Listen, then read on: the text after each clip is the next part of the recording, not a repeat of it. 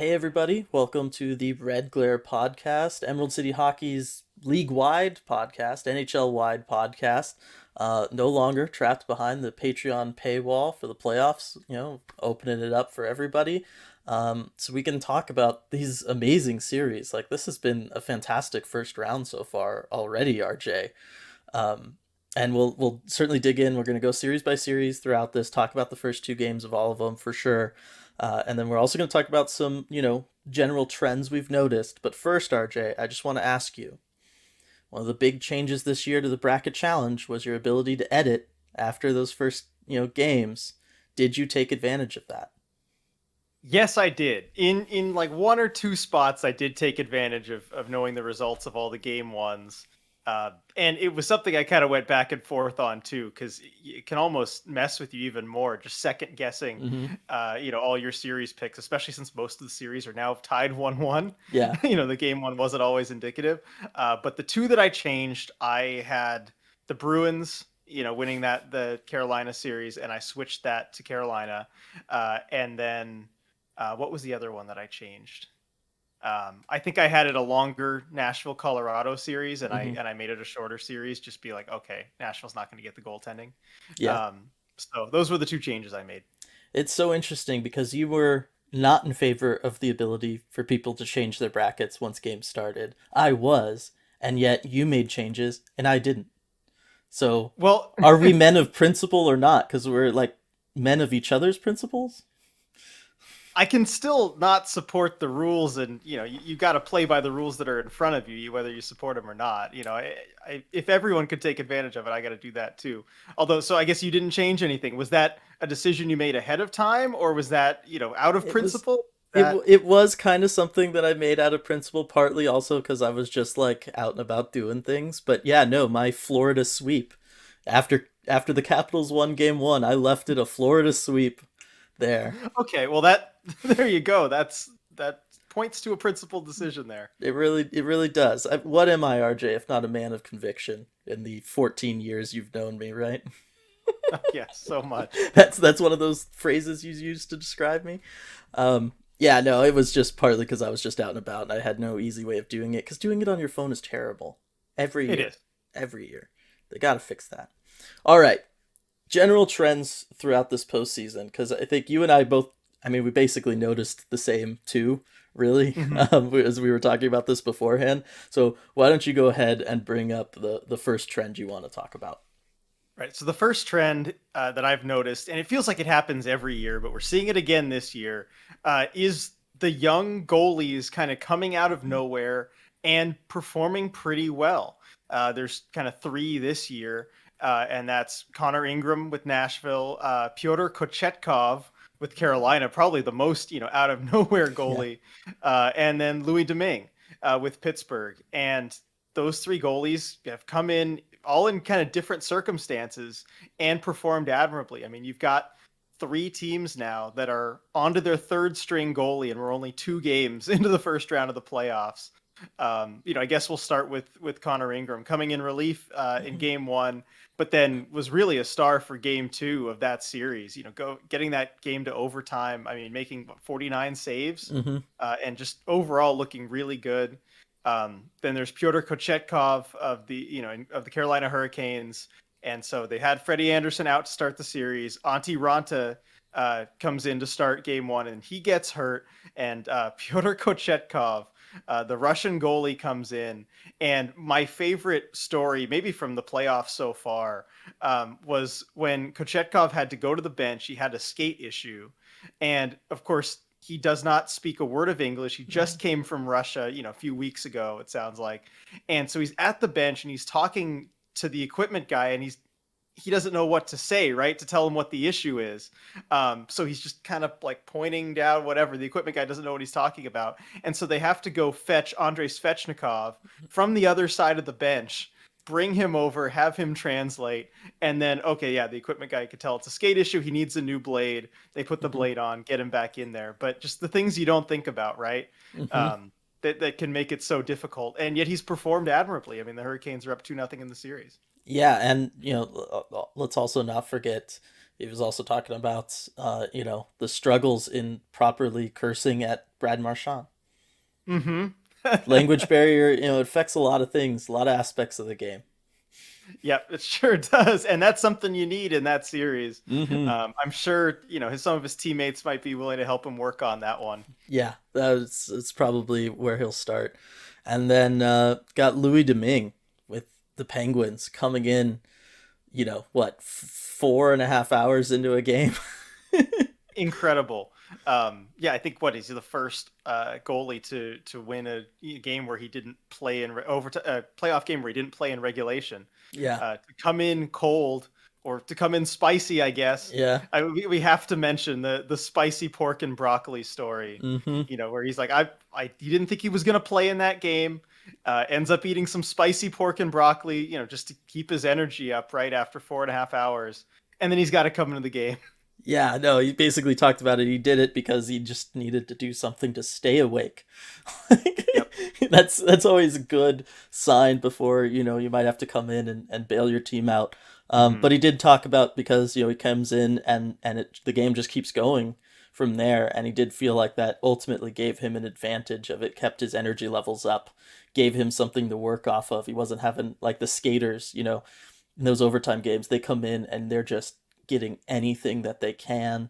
Team personnel is just raiding vending machines, trying to get anything that has any calorie to it into Yep. these people's bodies.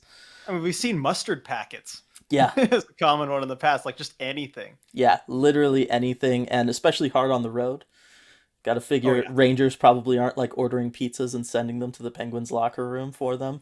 So it always becomes interesting. But yeah, it's And it's, I it's love the way that it goes. story too, because it's one of those things that it's a kind of a different situation, but I love when stories in the pros, there's like a relatable element to if Hmm. you've played just, at a lower level of hockey or whatever. Because I think, anyone who's played hockey for some amount of time has some kind of story where they ate something that they probably shouldn't have before a game, and it's definitely, weighed on them during the game.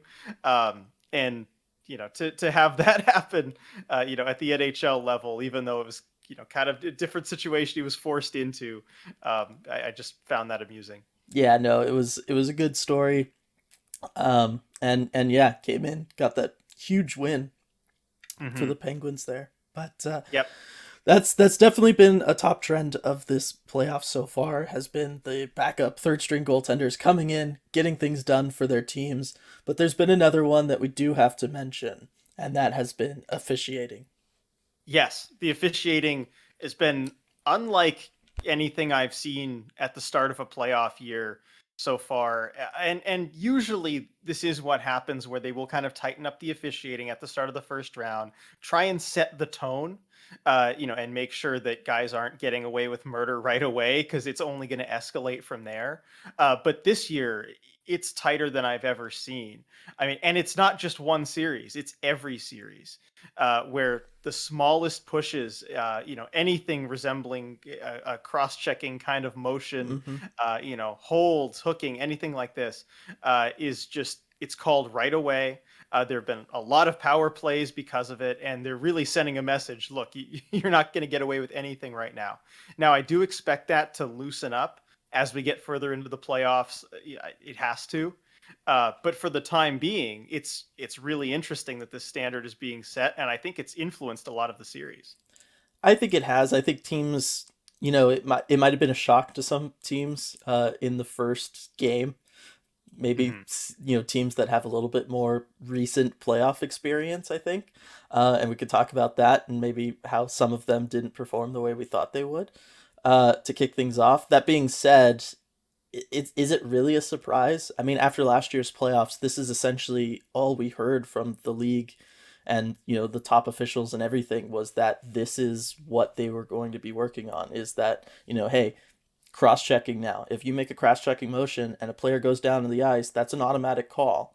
And they called it like that through the regular season, and they are sticking with it here, even if there are times where it's exceptionally soft.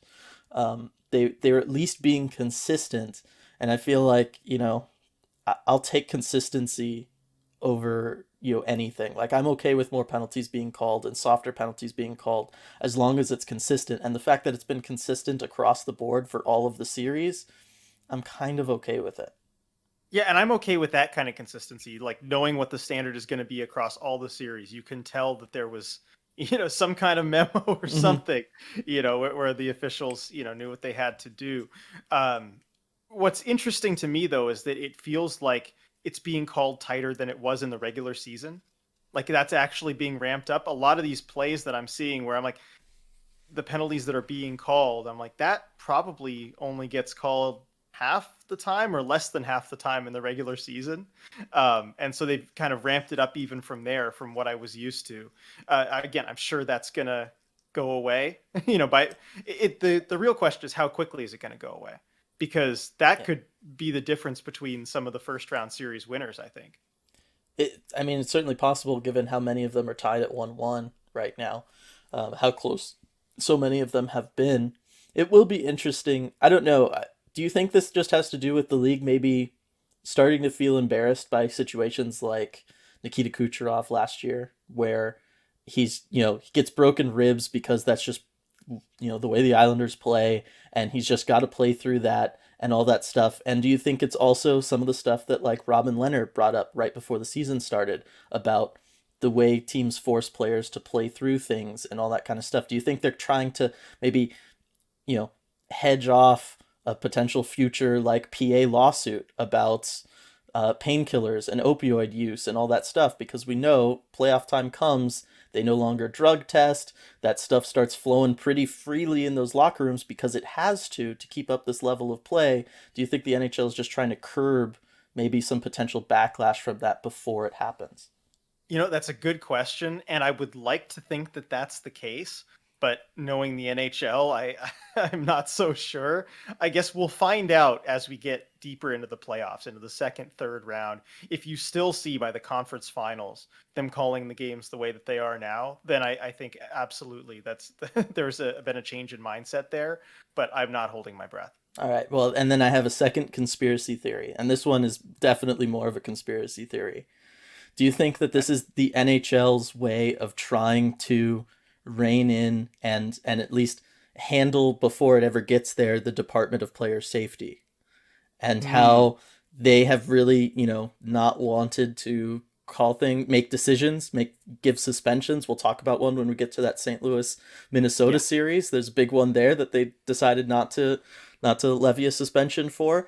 Do you think that this is the NHL's way of saying, look, we're just not going to let it get to the point where guys are running around doing potential cheap shots, trying to intentionally injure guys because we don't necessarily have faith in the Department of Player Safety handling it in the best way given their recent history? Now, again, I would like to think so. That would make sense. But from everything I hear, it seems like that a lot of the top decision makers in the league are more or less in agreement with the way that the Department of Player Safety Hmm. operates and the way they handle things. So, I don't know that would really be a priority for them. But again, hopefully there's been some changes in mindset there. I think we're really just gonna find out once we get further down in the playoffs. Yeah, it doesn't feel like there's been a large changing of the guard, getting kind of the No. older voices out of the building yet. So yeah, I would be surprised if that's what it was. But we'll go ahead and jump into our series by series breakdown. Of course, starting West Coast bias.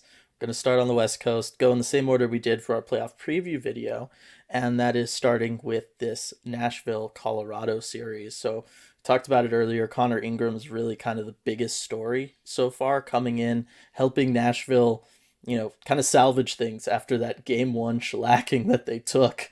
And the question I have for you, RJ, because we didn't talk about it earlier with Ingram, best goaltending mask in the playoffs right now?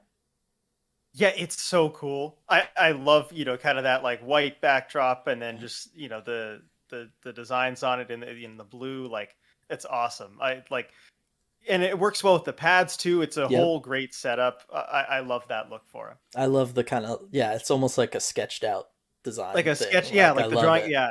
Yeah.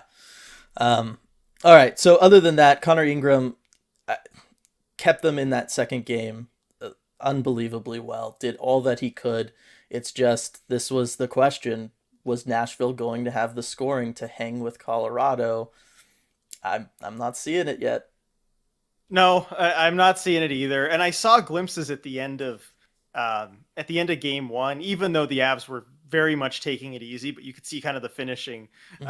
it's breakout passes. That was still a very wide open game at the very end too, because the Yeah. Avs are not one of those teams that locks it down. They're just going to try and score more on you. Hmm. Um, and yeah, I'm not seeing the scoring yet. The goaltending at least is there, and that's game two is kind of what I thought we would see in this series if Saros was able to play, Hmm. which is just that it kind of gets locked down and it goes to this back and forth. Maybe you get it to overtime and you work the transition. That's what the Predators were trying to do, is work those transition chances. They had a really good one in overtime Yeah. before the eventual OT winner. I think it was Philip Forsberg going into the backhand, and that was very close. I mean, if that puck goes in, it's a totally different conversation that we're having right now about this series. And against a team like Colorado, I think that's the best you can hope for, is just to put yourself in those spots Hmm. and see if the transition chances go in for you. Yeah, and we'll see if, coming back to Nashville, or going to Nashville for the first time in this series will help them with that, the crowd element and stuff, because Mhm. they're one of those teams that I do feel like that is a significant portion of what they can do at times against, higher seeded competition. We'll put it that way. Um, when it comes to Colorado, I've seen two things from them. One that gives me more hope for them this year than in years past, Mhm. and the other that is still why I don't think that they're even, they're a team capable of getting out of the West. And the first has been Kemper. And I think like Mhm. he is the difference, and he's been kind of the goaltender that they've been looking for. I think his style suits their defensive style and the kinds of chances that they allow.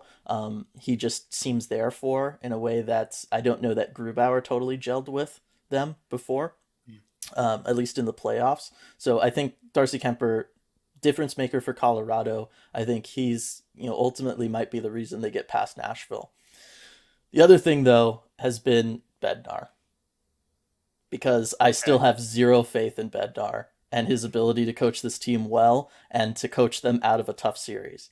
And the thing I will point to as the best example, even though it's not the only one, but it's definitely the best example, was that challenged goal last night at the end of the Mhm. second period, the challenge disallowed goal. Now, we have not seen a goaltender interference call break in the way of the team scoring the goal in like a million years. Okay. Yeah, Like it it's been has a to while. be, the evidence has to be overwhelming in order to get that done. And there was certainly not overwhelming evidence there when he decides to make that challenge. And you're doing it with, I think, 14 seconds left in a period. So you're just going to hand the Nashville Predators in a tie game a power play to start the third period. That's It's something you cannot do in the playoffs. Maybe, I mean, you got away with it because you were playing Nashville, but tell me in the next round when you got to play either St. Louis or Minnesota that that's going to work out well for you, because it really, really, really will not. exactly. It's the kind of decision you can get away with now. But yeah, put Nashville. I mean, put St. Louis or Minnesota against you, and we've seen how lethal those teams can be on the Mm-hmm. power play. Yeah. It's just not gonna fly. And same thing with game one. Where they didn't lock it down. They're Mm-hmm. just kind of still playing that freewheeling hockey, and it's fun. Like, I don't want to criticize it, but against teams that can actually burn you, and if you're not that far clear of them, it's going to be a problem. And that mindset just doesn't seem to be there for Colorado, and I think that is a Bednar thing. Agreed. Because I would also argue that in that game too, you have so much depth of scoring. Should have been able to do more. Like Exactly. you should have been able to do more. Nashville even gave you chances. Like Ingram himself had to be the guy to step up. And if you're gonna kind of get handled like that by a third string goaltender, Hmm. that's And if that's you're on you. if you're having that kind of trouble also creating chances against a team that you so heavily outmatch, because you Hmm. should be able to create chances that take the goalie completely out of it. The Right. goalie should have no say. Yeah. You should be able to create some of those types of chances, and they just weren't able to do that. And again, against another kind of team, that's going to burn you. Yeah. I would love to see Colorado taking some of the chances that you see Nashville or Dallas taking. Like some of the plays they have drawn up for when they enter the zone and stuff, absolutely incredible. They just don't have the depth of skill to finish them all off all the time. But Colorado does. And so I'd love to see Colorado get a little bit more creative about things and come up with some, fancier moves, because you got the guys who can actually pull it off. That being said, sitting pretty with the 2-0 lead. So, how much can For you really sure. I mean, criticize? yeah, they're going to go as far as the talent takes them, and the talent has certainly taken them this far. Yeah. All right. St. Louis, Minnesota. We knew this was going to be a tough series. We kind of labeled it our must-watch series, and really so far it's been kind of interesting because it hasn't quite lived up to that, at least not in the way some of the other ones have. And that's because each game has just been kind of dominated by one of these two teams. Right. It's been two blowouts at this point, and that's why I've watched less of this series than I Mm-hmm. had planned to, just because, once it's 4-0, I mean, you kind Yeah. of know which team is going to hang on and win. These are two good teams. No one's going to blow it at that point. Yeah, it's been an interesting series. After game one, it seemed like the Blues were just going to run away with it. Minnesota answers in game two. I think the biggest change in game two and the biggest key for Minnesota is the power play, Mm-hmm. because the Blues are a team that likes to play to the edge of the rules. Yeah. That's their style of hockey. That's what they like to do. And if you can't make them pay on the power play, which you saw in game one, they absolutely could not. And that part of that was Husso being as good as he was, but part of that was the power play just looking a little bit off. I think they were 0 for 6, something like that. Then the Blues are going to know they can play to the edge of the rules. They can play you hard. They can play you tough, and it's not going to be a problem for them. Mm-hmm. But the Wild in game two came out and scored a couple power play goals very Yep. early. And that's just going to make the Blues not able to do a lot of what they want to do. So that was the biggest difference for me. Yeah, I agree. And I think, I talked about a little bit in the video. I don't know that I did the best job talking about it, but it was really going to be just scoring depth against scoring depth. And I kind of gave St. Louis the edge, given they had, 9 goal scorers. Like, it seemed like they Right. had the edge. Certainly when you factor the power play, though, I trust this Minnesota power play over any other power play in the playoffs. Really. I think they have the best power play going. We saw it in that game, too, going 2 for 3. That's lethal. You know what I mean?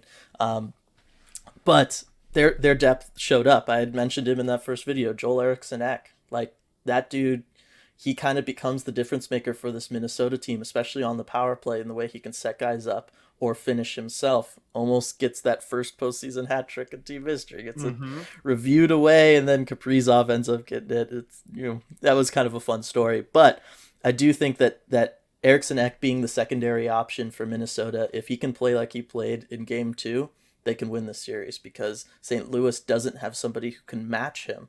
And really, he's been kind of a weird matchup problem for a lot of teams throughout the year. And the games he's on, Minnesota tends to win, and the games he's not on, Minnesota can potentially get beat out by a good team, which St. Louis is. So I just want to kind of highlight him again, because I really feel like, more so than any other singular player, including the goaltending, I think he's the key to this series. If he's going to play well and be on like he was in game two, Minnesota takes this series. And if he doesn't, they won't.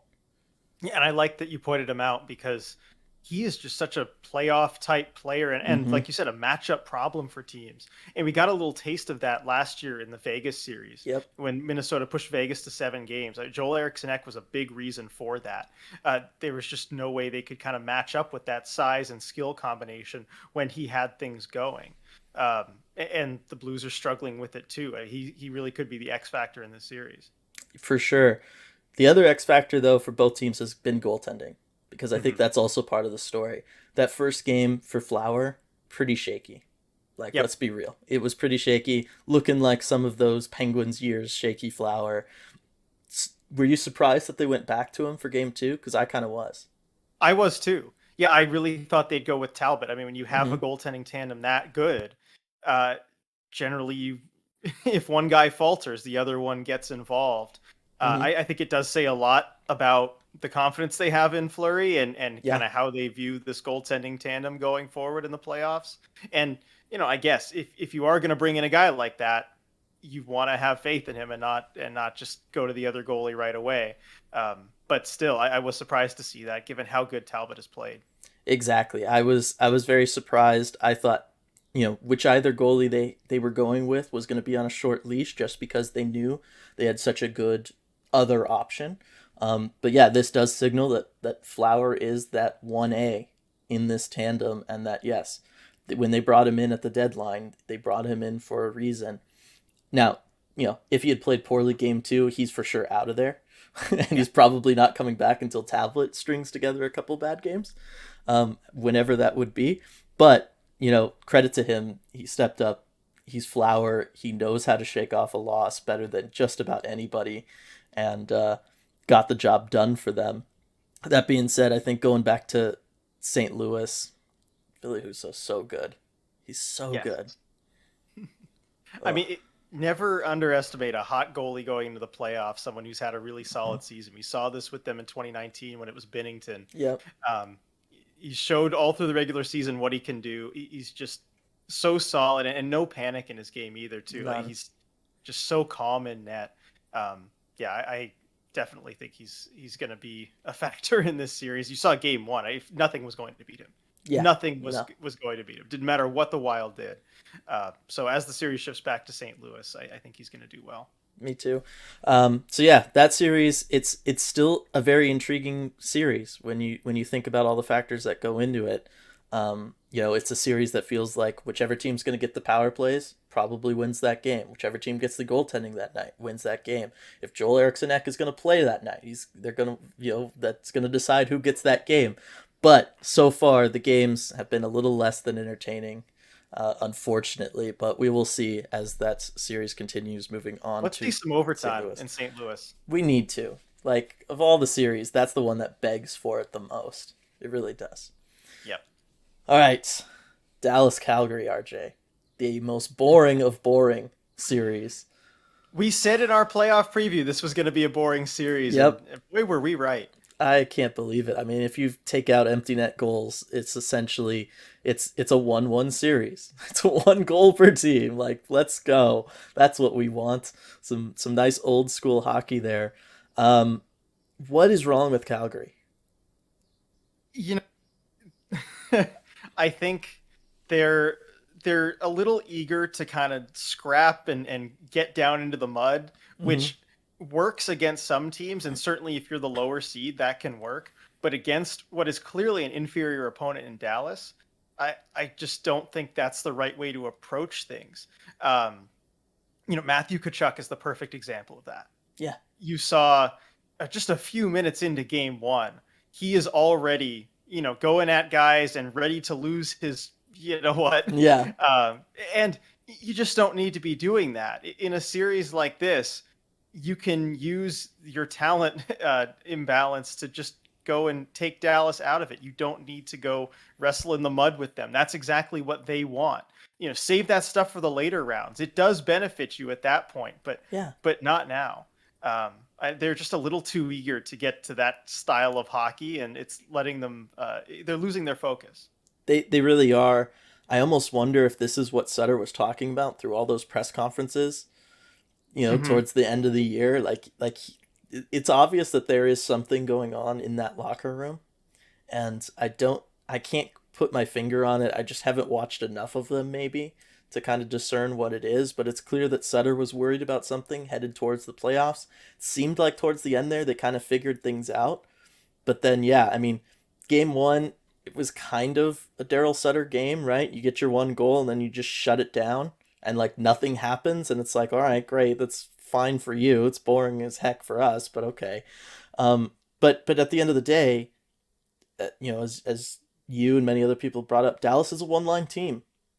Calgary should be able to take out that one line and win this series easily because they have more than one line themselves. That and their one line is as equally good, if not even better, than Dallas's one line. Like, even if you just decided, hey, we're just going to send these two lines out against each other endlessly, like, you should still be winning that matchup more often than not.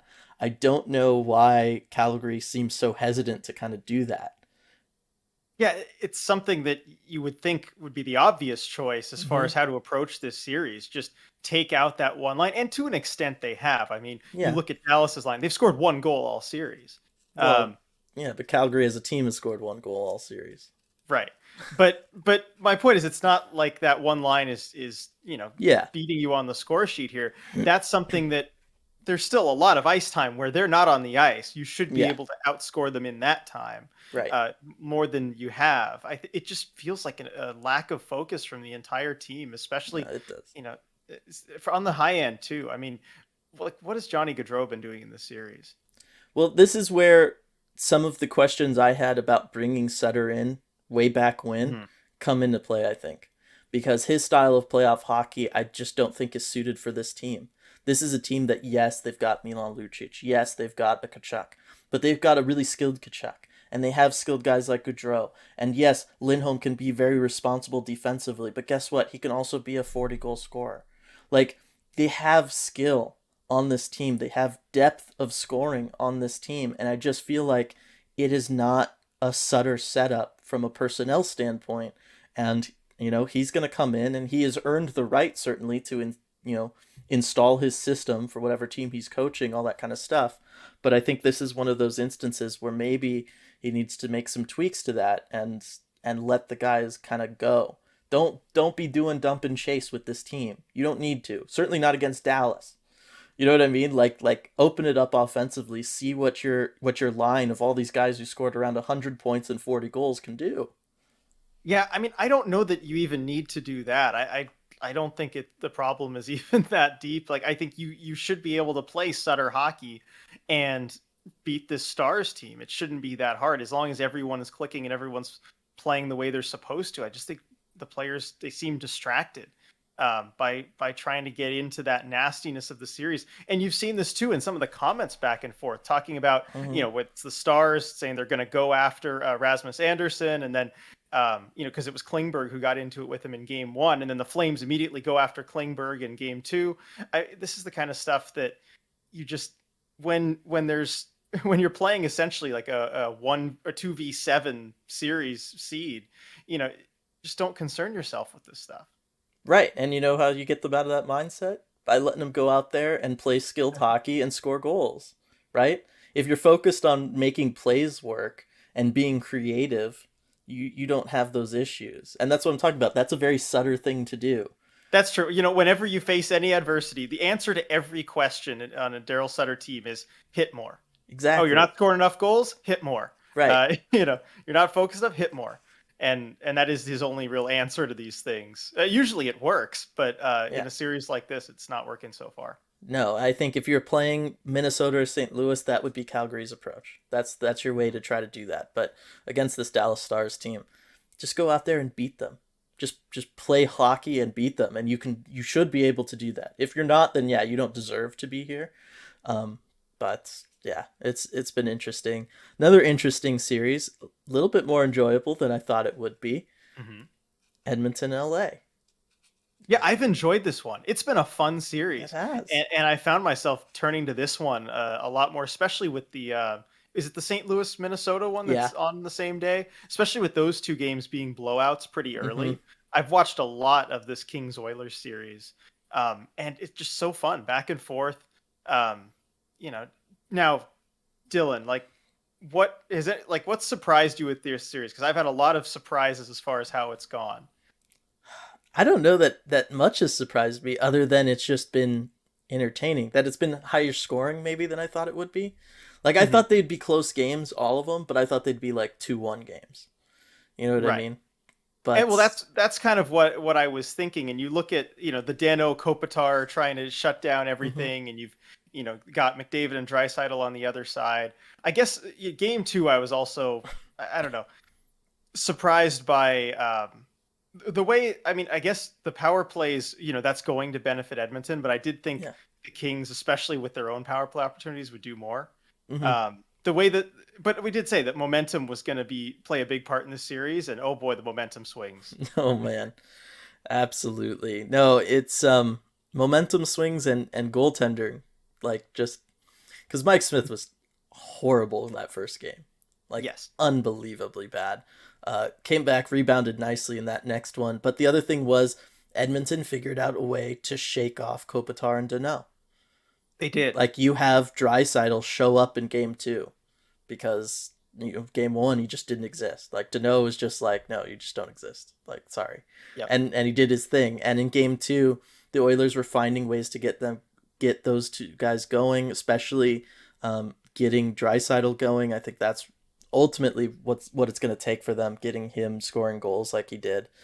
And then I liked the way that they decided to, hey, if you're going to play our forwards tough, we're going to activate our defensemen and we're going to let them come in and score goals and join offensive rushes and stuff. And I think that was also something that the Kings didn't expect and didn't have an answer for, because they have no ability to really pass off those top Edmonton forwards to their defensemen and then let their forwards handle that, second level of offense in the activated Oilers defensemen. So because the Kings don't have that defensive depth right now, they're just kind of stuck. It's a pick your poison kind of thing. And so I think as long as Edmonton continues to use their defensemen offensively in the way that they did in game two, I think, the series could end kind of quickly. It's a good coaching adjustment from Jay Woodcroft too. And we did think this is something that would be important in the series, is the coaching battle between Todd McLellan and Jay Woodcroft. And I think so far you've got to give the edge to Woodcroft. Yeah. I will see what McLellan can kind of adjust with going into LA in this series. But great coaching adjustment, having the defense activate. Mike Smith with the rebound performance, playing a lot better. You never know what you're going to get from him. Don't.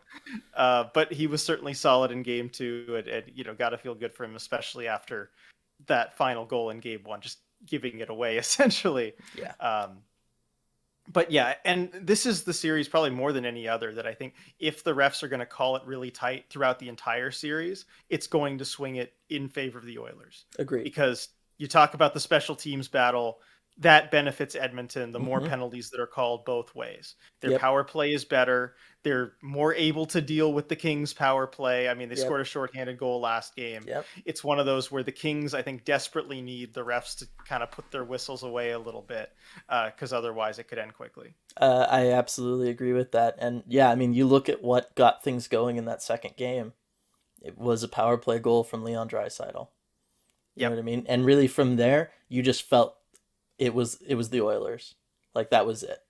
But it took that breakthrough at the beginning there of that second period. But once that happened, it was just like, okay, Edmonton's winning this game. Like, you could just kind of get that feeling. Was that off the goalie interference penalty? It might have been. Because how about that? That's Mike Smith being more of an MVP. How about that flop? Yes, it was. We've seen a few pretty significant goalie flops already in this playoffs. We have. I mean, we're definitely going to get to the big one when we get to that last series we're going to cover here. Yeah, no, I mean, hey, we talked about it, right? They're going to be calling things. Yeah. And I think I sent you this text less than an hour into the first night of the playoff hockey where I said, if they're going to call things this tight, we're going to start seeing a lot of diving. And I think it started to happen a little bit. Yeah. So we'll see. Maybe that's what causes them to adjust things for round two, the officiating crews too. We will see. All right. That wraps up the Western Conference. I think, I don't know. I wanted that Western Conference stuff to be a lot more entertaining than it was. Like, I feel like they've kind of dropped the ball a little bit on this one. Yeah, no, I agree. I mean, it's just the blowouts too. That's really what's done it. Hopefully we get some closer games. We get some more overtime. We haven't really seen, extended overtime in the West yet. No, we haven't, but we will see for sure. So moving over to the Eastern Conference, we have the Panthers Capitals series. Said earlier, I kept on my bracket the Panthers sweep, even though they lost game one. Were you surprised by that game one loss? Because, like, yes, it was surprising, but also at the same time, it was just like, well, it's Florida, and that's what happens. Yeah, I wasn't really all that surprised. I didn't think that's how it was going to go, but knowing that that's what happened, I was like, yeah, this makes sense. Yeah. The Panthers looked off. They didn't play all that well. The Capitals were prepared, came ready to play, and it just didn't seem like that big of a skill imbalance in that game. Now, to Florida's credit, they did something that I feel like we haven't really seen from the Panthers in the playoffs, and that's they responded in game two in a big way. They did. And they didn't even play all that well to start. I mean, the Capitals No, had they a good didn't. start to game two, but you finally saw the Panthers' quick strike ability really come into its own, and especially that response goal, right after the Caps got on the board, like that was huge to really just Mhm. kind of put them away in that game. And you started to see the amount of different things the Panthers can do offensively. Yes. Was it their second or third goal? The one where they Third dumped goal. the puck.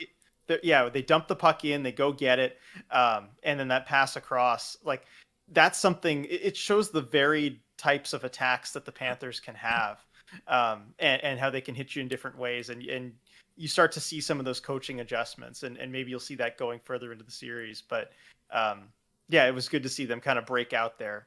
Yeah, it felt almost like the first game they were trying to play, traditional playoff hockey, and this Hmm. team is not built for that at all. Like that's not what you're built for. You're built on skill and just being more talented than the other team. And you were all regular season. Why teams feel this need to try to change when the playoffs come? Like keep doing it until it doesn't work. That's when you make a change. You don't try to get ahead of it. Like that's never worked for anybody in the history of any sport ever. So I don't know why teams still seem like dead set on doing that. But I think the other big thing in game two for the Panthers is their leadership group stepped up. The guys that needed to step up stepped up. You got Ekblad scoring to kick things off. You got Barkov following that up. You get a great game out of Claude Giroux, I thought. Hmm. That's the stuff that Florida needed, and that's ultimately what's going to be the difference is because they have more of those S tier high skilled guys than Washington does, and Hmm. that should be what makes the difference in this series, and it's what made the difference in game two, and we'll see because the other thing that we haven't seen yet from the Panthers is a power play goal. They're 0 for 6 so far Right. in this series. If that wakes up, this thing could end really quick. Oh yeah, look out if the power play starts gelling. And it's tough because it's over a small sample size. That's where you see a lot of Hmm. teams able to upset higher seeds is when the power play just goes cold for a few games. Yeah. That can go a long way. But yeah, if that wakes up, look out. Yeah, and I don't know. It seems like after that last game, they're playing with confidence again. I think game three you're going to see one of those if Mhm. Washington's not careful. So do you are you worried about an upset there? Do you think Washington's got what it takes? I think they have what it takes to at least, extend the series, maybe say a game six or something. And at that point, you never know with the balance. Hmm. I still am fairly confident Florida's going to win this one after what they did in game two. But yeah, after game one, I was thinking this could be a little longer. And I think, what did I have in the preview? Was it Florida in six? I did think the Caps I were going to think take a so. couple Yeah, games. yeah, yeah. So, You at least had it at five. We talked about that. Yeah, and I think if Florida really did learn their lesson from that first game, and they're going to play the way they did in that second game and kind of embrace who they are and what their identity has been all along, then I think they can have a deep playoff run. If they just kind of do that to get past the Capitals and then they try to play playoff hockey again in the next round against either Toronto or Tampa, they're going to have a rude awakening. And I don't think that you can bounce back, you know, game two of that series the way you were able to in this one. yeah, you've got to be ready to go by that point. Exactly. Speaking of that Toronto Tampa series, oh boy, RJ, I what do you make of this one right now? Because you have Toronto look absolutely dominant in that first game, but you could also say that Tampa that was the worst playoff game we've seen them play in like the last half decade. So how much of it was Toronto playing the best they've looked and how much of it was Tampa playing the worst they've looked? And then you just knew John Cooper was not going to let that team play that bad two games in a row and that leadership group of Hedman, Kucherov, Stamkos was not going to lose two games in a row either, and you saw Exactly. what they're capable of. Yeah. And that's why I didn't change my my bracket prediction there. I stuck with it because I knew that Tampa was not going to look that bad for two games in a row. They Mm-mm. never do. They just looked awful in game one. They were not themselves at all. And basic things, they couldn't handle the puck. I mean, Yeah, you'd get a pass right on your tape and it would just spring off your stick. yeah, And on the power play, guys like Nikita Kucherov, Steven Stamkos, that's not who these guys are. no, Uh, over any kind of large sample size. So I was confident they were going to bounce back, and they did in game two, even though it was kind of a rocky start. I mean, I thought they did not play very well in the first period. After the first period of game two, I was thinking, man, Toronto might just win this series. Hmm. And then, you've got Victor Hedman with that buzzer beater on the power play. And I think that just kind of turned the tide for everything. It gave them finally some confidence. There's a lot to be said for scoring your first goal of the series, Yeah. and just how that can open the floodgates. We saw it in the Minnesota St. Louis series. Once the Wild got one in game two, how that Hmm. confidence just showed up for them. And I think you saw it here with Tampa. They looked more like themselves after scoring that goal. And Yes. they kind of cruised to a big victory in game two. You had blowouts on both sides. But it's going to be an interesting series. I don't think Toronto's going away quite yet. They've showed that they can hang with Tampa, just given the skill that they've got. But ultimately, now that we've seen the Lightning be themselves, I'm pretty confident in them closing out the series at some point. I agree. I feel really good about my 7 game thing. Mm-hmm. This really feels like it's going to be one of those where, yeah, Tampa got their one in Toronto, like they stole 1 game in Toronto kind of thing. But I could see them easily splitting these next 2 in Tampa. Agreed. It feels very much like that way. I think if the Maple Leafs want to pull this off, they have to get their power play going because right now Mm-hmm. they're what 1 for 10. It's not That's not good enough. it's not And good that enough. one was on a 5-on-3, wasn't it? That was the I Matthews goal. I think so. Yeah. So got to get your power play going. Your PK was great in that first game, but again, the Lightning looks so bad on it that I don't Hmm. even know how much of If that you're was you. fumbling as many pucks as Tampa was, it's going to make any PK look good that's aggressive. Yeah. That would make the Seattle Kraken PK look really good just because of their, they got the same aggressiveness. Right. Yeah, and that's not going to happen every game. I don't know that it'll ever happen again. You know what I Hmm. mean? At all. But yeah, I mean that the Lightning power play in that first game was so bad, and it was just, well, just force it over to Stamkos, and he can just one time it, and it was like, what? Like what? Hmm. Okay, yeah, we'll just ignore the 4 other super skilled players on the ice. I really don't know what that was about. It was almost like Tampa at some point realized, like, okay, we're not in this one. Let's just see what they're gonna do, and then we'll just make all our adjustments for the next game. Like it almost felt like that to me at some point. I also think that Vasilevsky had some choice words for particularly the defense in front of him between those 2 Say games, and so. I think that made a big difference game to game as well. I don't think he was happy seeing as many odd man rushes as he had to deal with in that first game, which he even handled most of them well. Like He he's did. just so good. He So is. And how about Vasilevsky coming off a loss? Like just yeah. what those numbers are. And you wonder if there is something, to the communication there after a loss where maybe he, lets them know, the defense know what they can do better. But just rebounding from a loss, it's incredible what he's been able to do. Yeah, because I think by all accounts he's more of a quieter guy. And Right. so I think when sometimes you have a quieter goaltender and then like they blow up, it's like, oh, okay, this is serious. Like Yep. we really got to pay attention to what he's talking about. So it'll be an interesting one. I just can't wait for game 3. Like I just want to see that more and more of this, just so I can figure it out. Exactly. Just see how it unfolds because right now you've got two very differing indications of what the series could Hmm. be. Game three is going to be really telling. Yeah, for sure. Yeah, it's living up to the billing though in some ways though. It's been fun. This next one though, talk about blowouts, but this time for only one team, which is unusual this year. What's up with that, RJ? That's of course Carolina over Boston right now. They're leading the series 2-0, and I don't think there's anything Boston can do.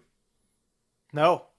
We talked about this on the playoff preview that if the skill gap was wide enough, which we weren't sure that it was, but if it was wide enough, that it could be a quick series for Carolina. And it certainly seems like that's the case early on. I mean, the Bruins just, they don't have that depth scoring or that offensive firepower that they used to in years past. I think Carolina has pretty clearly surpassed them there.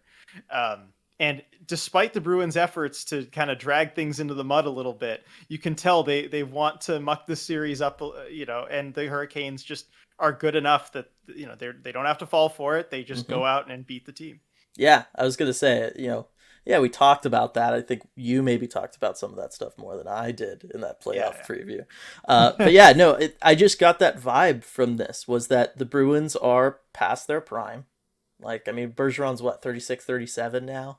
You know, yeah. Marchand's getting older, all those guys. Like, I didn't feel that they had good depth. I mean, there's still, this team has never been the same since David Krejci left. Like, that was it. He was just the last, that secondary line, you know, center that they just have not had since. Um, and even on the back end too, since Chara's gone. Like, Yeah, I mean that's a huge difference maker right there. yeah, their defense doesn't scare me anymore. You know what I mean? And Yeah. so it's just one of those things.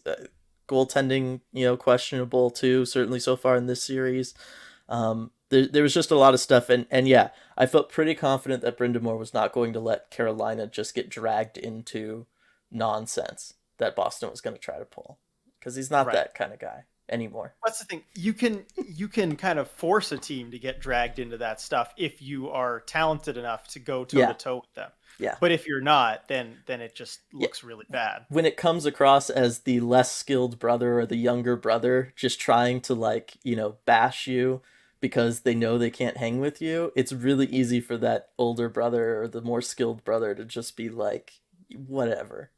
You Exactly. know what I mean? And that's what Carolina is basically doing, is they're just like, no, we're just gonna let you make fools of yourselves, and we're just gonna go out and we're just gonna drop 5 a game, and we're gonna get out of here.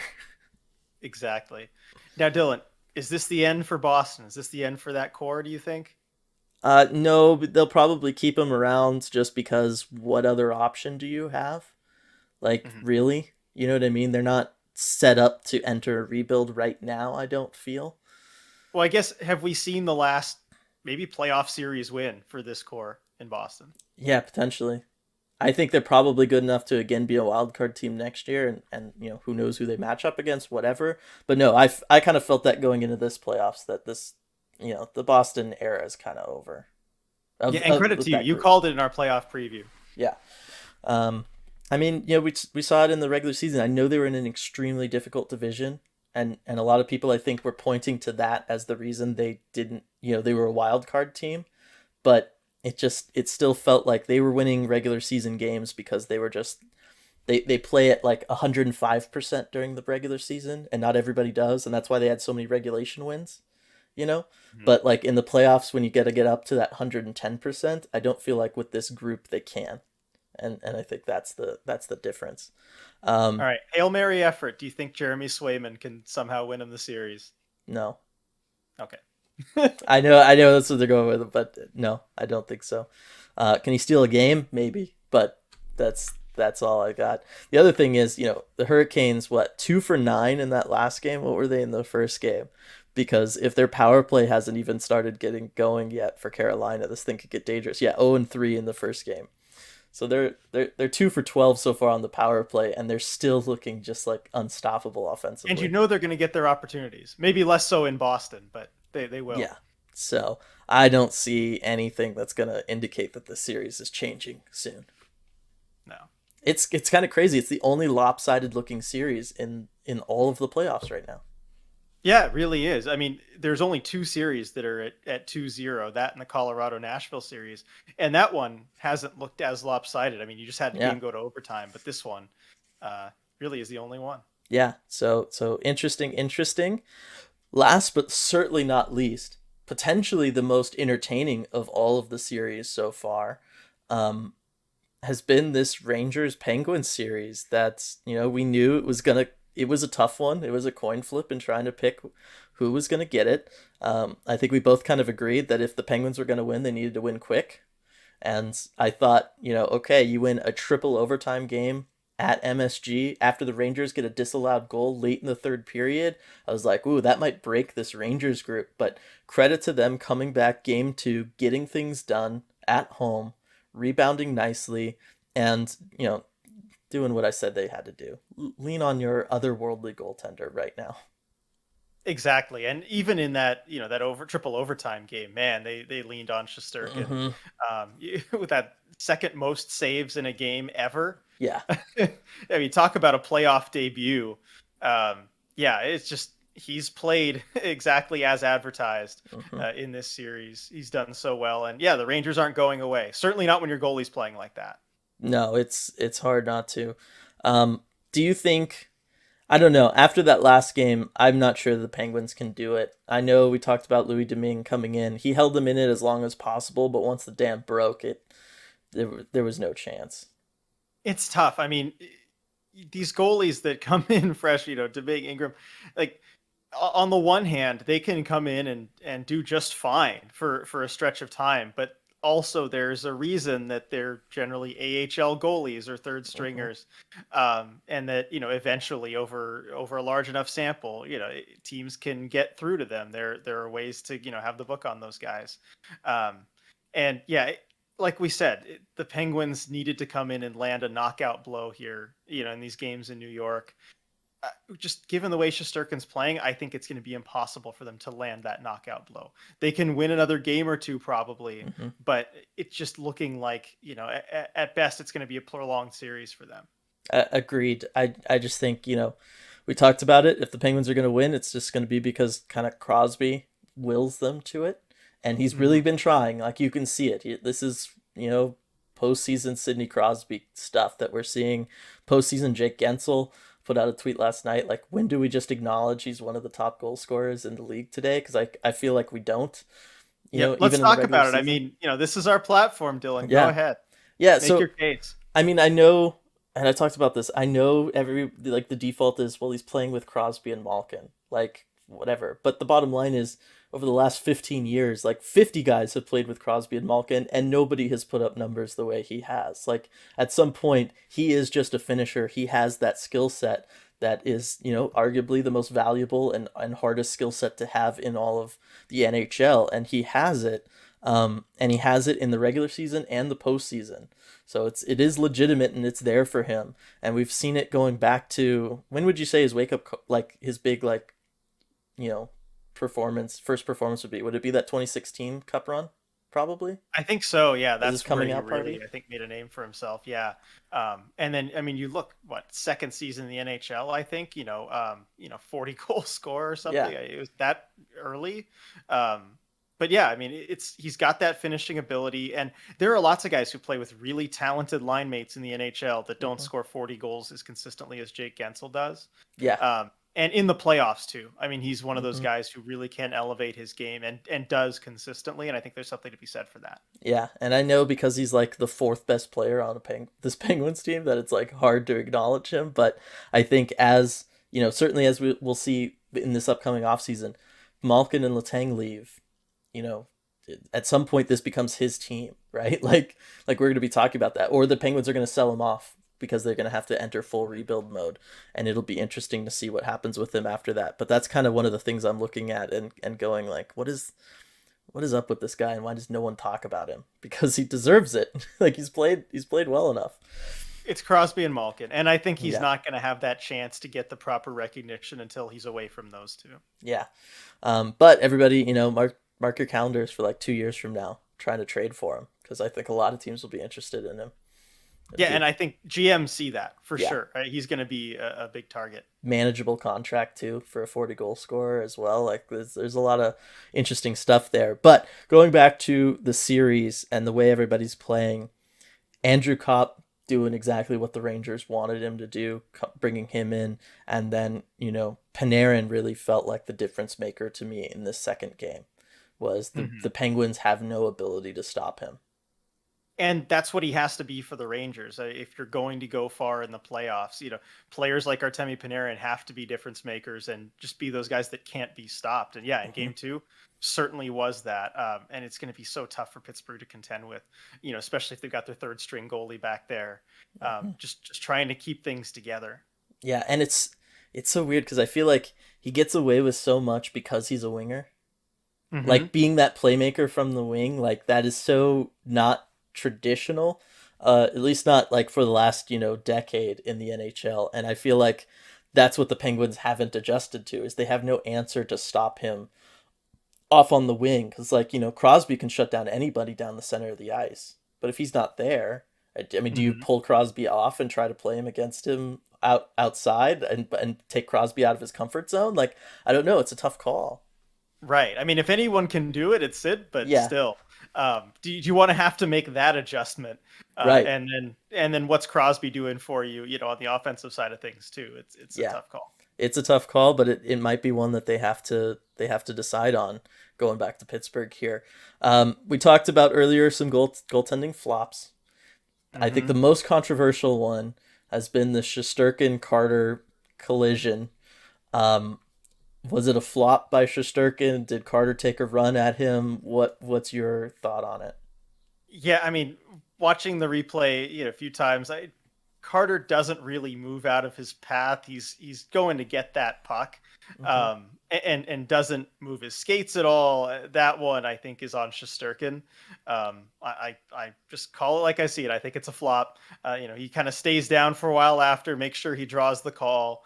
Um, it's one of those things where I almost don't want to be too hard on him because this seems like just a goalie thing. It kind of comes with the breed. Goalies, by and large, are some of the biggest floppers there are in hockey. That's Hmm. just, I think that's kind of just a fact of the game. And especially when everything's getting called in the playoffs, you see how important a power play like that can be. It can be really tempting to do. I still don't support it at all, but that's what I think. What do you think?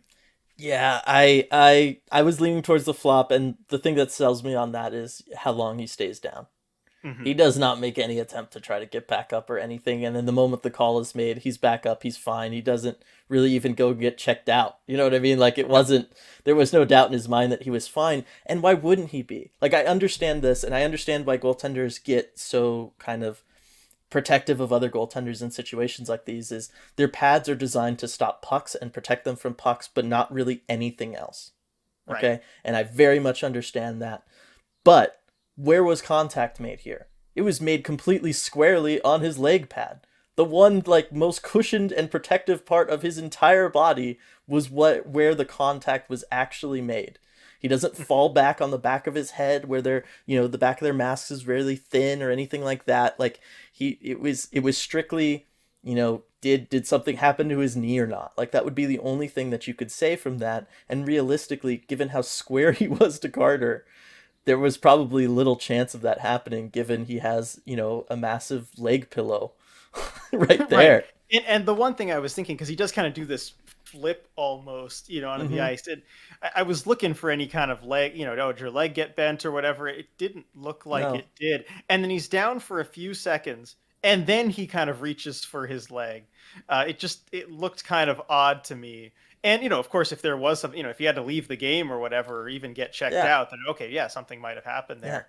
But he got right back up. There was nothing to it, it seemed like. Yeah, no, it was going to be hard for to see an injury happening in a situation like that. And then yes, the performance was it was that. It was a performance. I'm not gonna say it was a good performance because it wasn't. We've seen better. Yeah, we've seen better. Yeah, he's got to get some lessons from Mike Smith, Yep. That veteran goalie. Yep. That being said, I'm interested to see this one going back to Pittsburgh. I mean, again, Penguins. If they're gonna get it done, that's the game. I feel like the Penguins have to win Game 3 if they're gonna win this series. Oh yeah, absolutely. You drop Game 3 in Pittsburgh, and you've got some real problems. And you're going to have to start making some serious adjustments too. I mean, if they play it kind of the way they have these last two games and you lose Game 3, then maybe you start thinking Hmm. about Crosby going over to guard the wing and doing whatever else you need to. Who knows? They might rush Tristan Jarry back from his broken Well, foot.